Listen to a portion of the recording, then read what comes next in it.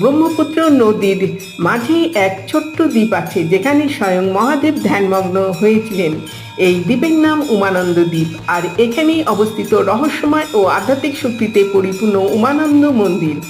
আসামের গুয়াহাটি শহরের মাঝে ব্রহ্মপুত্র নদীর বুকে অবস্থিত পৃথিবীর সবচেয়ে ছোট্ট নদী দ্বীপ উমানন্দ দ্বীপ। এই দ্বীপেই শিব পূজিত হন উমা অর্থাৎ দেবী পার্বতী এবং আনন্দ অর্থাৎ প্রেম ও তপস্যার রূপে উমানন্দ নামে।